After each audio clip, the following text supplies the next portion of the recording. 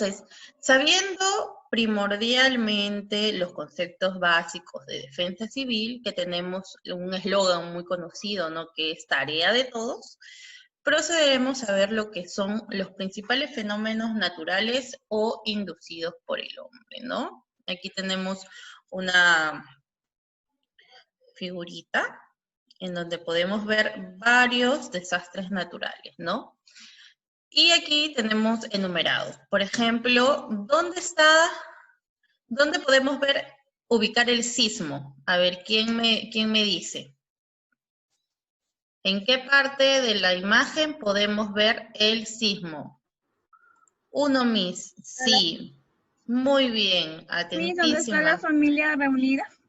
Así es. ¿Quién me habla? Giuliani.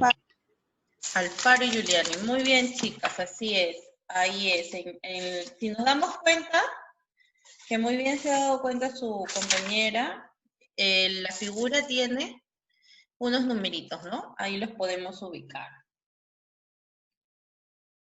En la imagen, en número 1. Así es, en el número 1. El aluvión. 4. No, el 2. La inundación. 3, Miss. Así es, ahí está enumerado. El deslizamiento en el 4. Ese es un deslizamiento 4. del 4, así es. Tsunami 5, ¿no? Ahí ven las olas que se está saliendo para tapar todo lo que es las casas, ¿no? Y bueno, luego tenemos los inducidos por el hombre, que es el incendio urbano, que es el 6, que lo vemos por aquí atrás. Incendio forestal, que es el 7, ¿dónde los ubicamos? Por acá, por donde está el cerro, los arbolitos quemándose. Y la explosión, ¿no? Una casa aquí explotando, la número 8. ¿Ok? En síntesis, esos son los desastres naturales que existen aquí en el Perú, que podrían existir aquí en el Perú, naturales, y los inducidos por el hombre también. ¿Ok? Continuamos. La comunidad en que vivimos está expuesta en determinadas condiciones de vulnerabilidad a diversos peligros que pueden causar situaciones de emergencia. Y para saber cómo enfrentar una emergencia debemos de ser previsores. ¿Qué quiere decir ser previsores? Prevenir, ¿no? Estar preparados antes de que suceda cualquier tipo de situación. Para lo cual debemos conocer los peligros en nuestra comunidad, de manera que nos permita reducir o evitar daño. Es cierto, además de las acciones que tomamos para reducir la vulnerabilidad, solo preparándonos y educándonos sabremos participar organizadamente y responder activamente ante un desastre. ¿Ok? Entonces aquí en esta parte vamos a ver lo que es la organización de la prevención ante desastres. Aquí tenemos una situación, ¿no? De un señor con una señora. A ver. El señor dice, oye María, ¿y qué debemos de hacer para prevenir un desastre? Y María, que es la señora, dice, fácil pues José, tenemos que seguir los pasos 1, 2 y 3 que recomienda el Instituto Nacional de Defensa Civil. ¿Y cuáles son los pasos 1, 2 y 3? Las medidas de prevención se derivan del paso 1. Deberán completarse en el paso 2 y para que sean ejecutadas por las autoridades locales con cargo a su respectivo presupuesto participativo. El plan de operaciones de emergencia y el de contingencia definen las actividades y acciones que deberán ejecutar las comisiones del Comité de Defensa Civil para reducir el impacto de una emergencia y atender a los damnificados. Y aquí tenemos un cuadro en el cual podemos apreciar cuáles son los 3 pasos. Paso 1, evaluación y estimación del riesgo. ¿Ok? Aquí ¿qué vamos a ver? La identificación del peligro, el análisis de la vulnerabilidad y el cálculo del riesgo.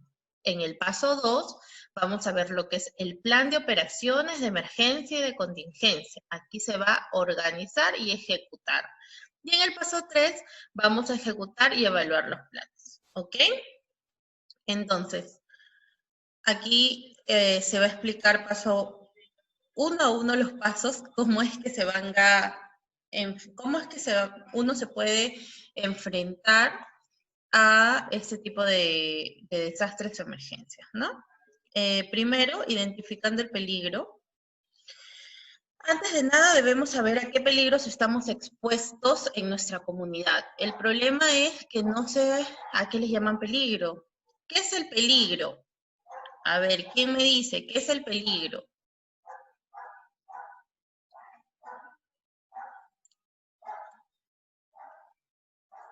¿Qué es el peligro, jóvenes?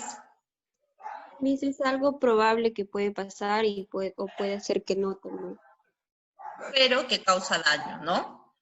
Claro que sí. Tiene que causar daño para que pueda ser considerado un peligro, ¿no? A ver, dice, te explico. Peligro es la probable ocurrencia de un fenómeno natural o inducido por el hombre que puede afectar a las personas en sus bienes y en su entorno. Entonces, para que tengan una idea, existen fenómenos naturales de origen natural que ya los hemos visto, ¿no? En la imagen que hemos ido estudiando. Sismos, aluvión, inundaciones, deslizamientos, heladas, sequías, tsunamis, vientos fuertes. Así como los inducidos por el hombre, que pueden ser incendios urbanos, explosiones, contaminaciones del aire, tierra, agua, incendios forestales, guerra, subversión. ¿Ok? Ahora que ya sabemos qué es un peligro y cuáles son sus variedades, nos toca identificar los que podrían ocurrir en nuestra comunidad. Pero ¿cómo lo vamos a saber? ¿Acaso somos científicos? No. Para tener una idea aproximadamente de los peligros que pudieran producirse en nuestra zona, bueno, donde vivimos, es necesario considerar los tres aspectos siguientes. A ver, Guasasquiche, léame los tres aspectos que debemos de considerar.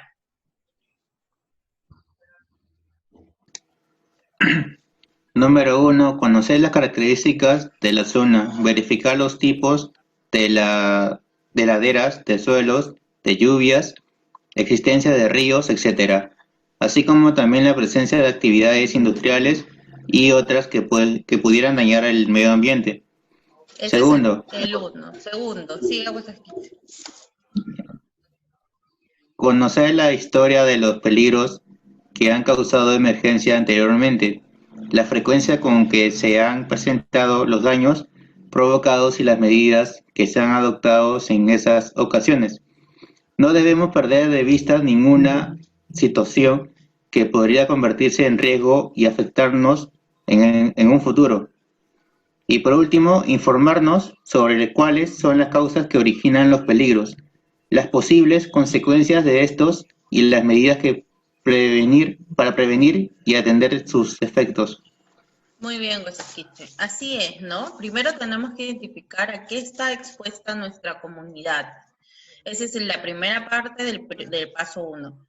Y, por ejemplo, si hablamos de nuestra realidad que es Ica, ¿a qué estamos expuestos nosotros como iqueños? A terremotos.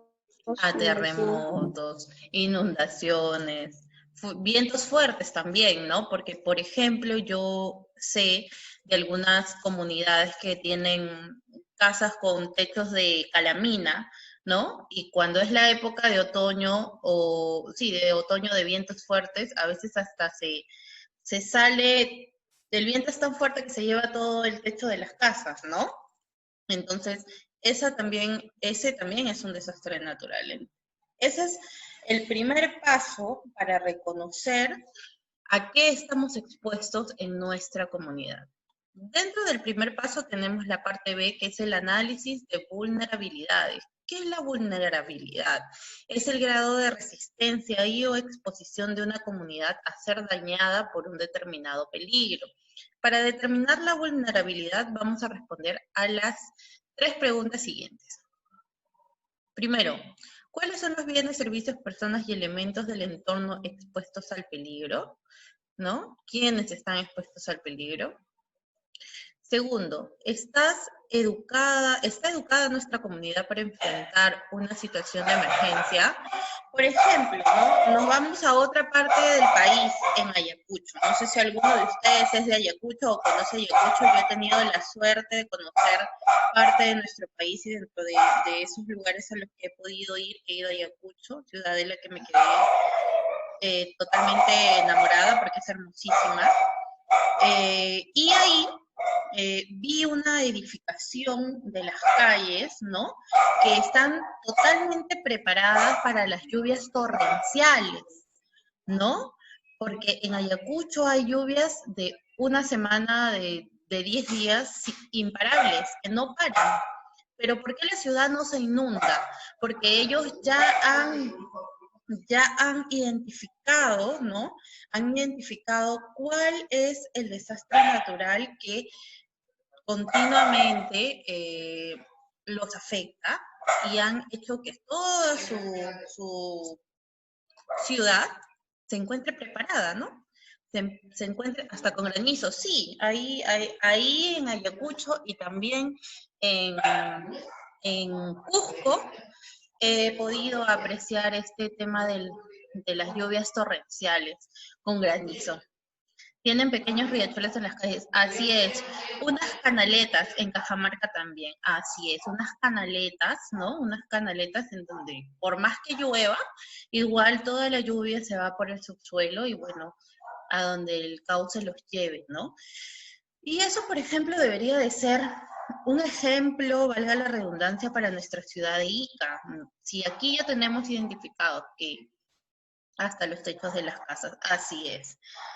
Si aquí ya tenemos identificados que son los terremotos o las inundaciones los que nos van a afectar, o los que nos afectan año a año, ¿no? Porque las inundaciones prácticamente se dan todos los años, en pequeñas y grandes proporciones, pero se dan todos los años por la crecida del río.